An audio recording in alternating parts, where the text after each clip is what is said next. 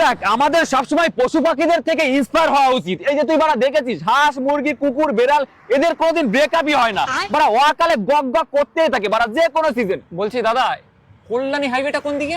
কল্যাণী হাইওয়েটা কোন দিকে মানে বোকাচোদা, এটা কি দাদুর বিচির উপর দাঁড়িয়ে রয়েছো?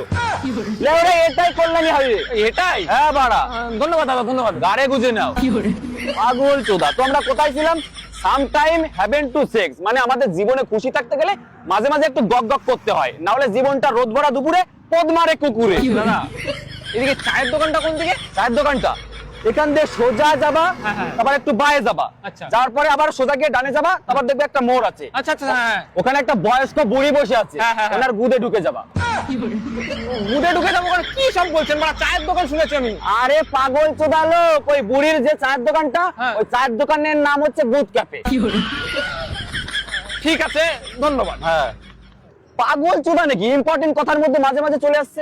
তো আমরা কোথায় ছিলাম? এ দেখ নিউটনের তৃতীয় সূত্র কি? Every action to opposite reaction, মানে তুই যদি কাউকে গালাগালি দিস সে ধরে তোর সেটা ভেঙে দেবে। লাস্ট। বিমলদার বাড়িটা কোন দিকে? বিমল দা এখানে অনেকগুলো আছে। শোন বিমল, হ্যাঁ। মন বিমল, ধন বিমল। তুমি ধন বিমল, ধন বিমলের বাড়ি যাবে? হ্যাঁ।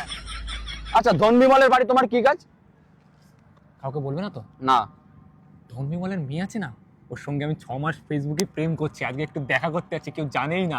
আরে শুয়োরের বাচ্চা, ওটা আমার গার্লফ্রেন্ড বোকাচোদা, ধন বিমলের মেয়ে। এই মা বোকাচোদাকে, আরে শুয়োরের বাচ্চাকে ধর, পালিয়ে না যেতে পারে।